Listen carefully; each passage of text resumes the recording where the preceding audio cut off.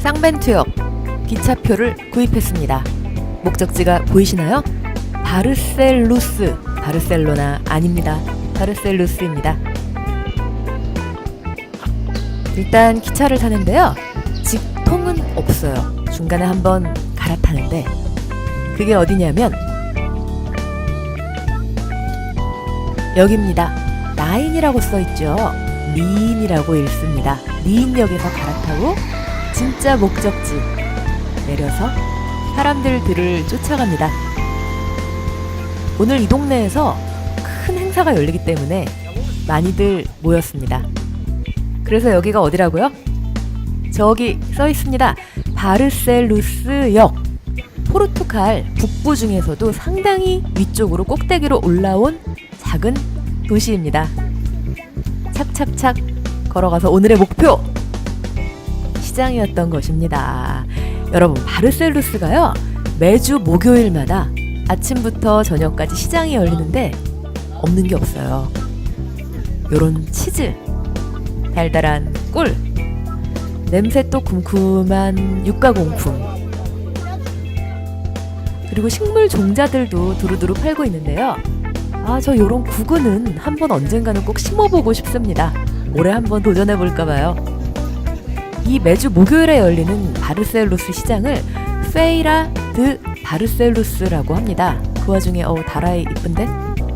이게 유럽에서 가장 큰 규모의 개방형 재래시장인데 그렇다고 해서 뭐 엄청난 걸 판다기보다는 식품하고 생활용품 위주입니다. 구경하기 좋습니다. 요런 그릇들도 이쁜데요. 특히 저 멀리 요 빨간 것, 이 빨간 토기로 빚은 투박한 그릇이 바르셀루스를 비롯해 포르투갈 북부지방, 이걸 미뉴지방이라고 합니다. 미뉴지방의 특산물 중 하나입니다. 사실 부피가 좀 크기도 하고 무겁고 흙으로 빚어 구운 거라 깨트리기 제일 좋잖아요.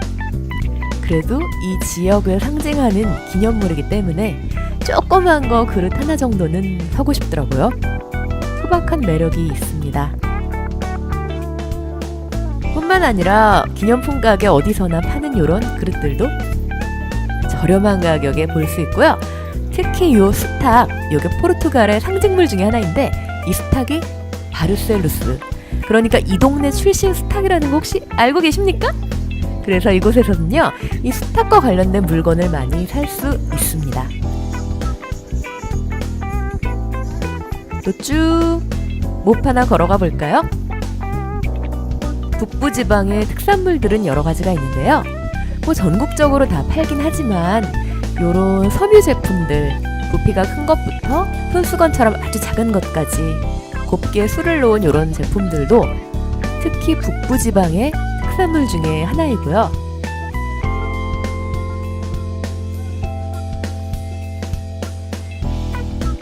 뿐만 아니라 손으로 일일이 짜서 만드는 요런 소품들도 북부지방의 특산물입니다. 그러니까 논농사든 밭농사든 농사를 지어서 먹고 살아온 지역은 농한기에 그 부지런한 손을 쉬지 않고 다양한 손으로 만들 수 있는 걸 또 만들어서 내다 팔아서 살림의 보탬이 되게 하지 않았겠습니까? 이 포르투갈 북부지방은 그게 도자기이기도 하고 섬유 제품 혹은 요런 왕골로 짠 식물 소품들인 것입니다. 근데요, 시장의 장식물 치고는 요 십자가니 뭐니 알록달록이들이 너무 종교적이지 않나요? 이게 사실은요, 딱 요 매년 봄에, 올해 같은 경우는 4월 25일부터 5월 6일까지인데요.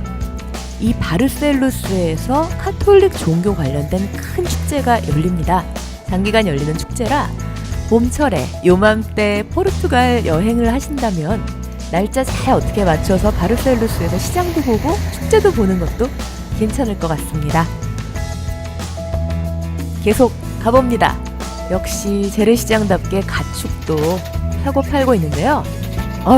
오리, 닭, 칠면조 다양합니다.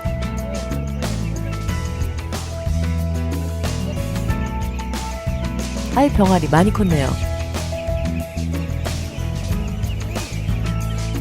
오리들도 귀엽습니다.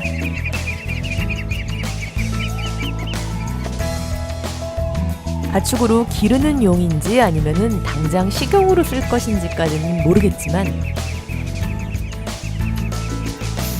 또 우리 어머님 저 오리 한 2마리 잡고 계신 걸 보니까 오늘 구워 드실 것 같습니다. 근데 저는 이게 더 좋아요. 빵이죠? 빵이 포르투갈어라면서요? 제가 그 얘기를 처음 듣고서 진짜로 진지하게 결심을 했습니다. 나는 나중에 포르투갈에 가서 진짜 오리지널 빵인지 뭔지 꼭 먹겠다. 그리고 그 꿈을 이루지 않았겠습니까? 역시 먹을 걸 향한 열정은 대단한 것 같습니다, 스스로. 아유, 그 와중에 갓짠 올리브오일 5리터에 10유로. 너무 싼데? 달달한 빵 근사하고요. 빵만 먹기 좀 너무 달다 싶으면 또 요런 짭짤한 올리브 절임 맛있잖아요. 포르투갈 올리브가 질이 굉장히 좋습니다. 근데 짠 거 하면 뭐니 해도 요겁니다. 바칼라우. 이게 대구를 소금에 거의 파묻다시피 해서 아주 짜게 절여버린 건데요. 이 생선 겉면에 저 허연 게 실제로 왕소금이에요. 이유는 대구는 원양 어업으로 잡아오기 때문에 옛날부터 생물로 포르투갈 본국에 갖고 오는 게 불가능했던 거예요. 썩잖아요. 그래서 소금에 염장해서 보관을 했다가 먹을 때 한 2-3일 정도 찬물에 담가서 물 갈아가면서 소금기 빼서 구워 먹든 볶아 먹든 튀겨 먹든 지져 먹든 하는 것이 방식입니다.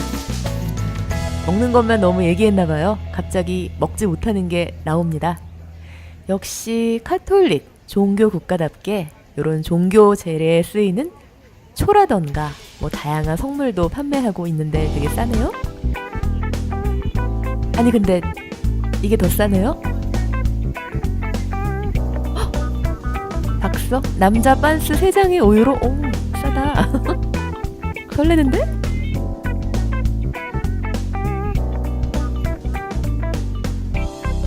뭐가 좋을까, 뭘 살까 하면서 계속 걷다가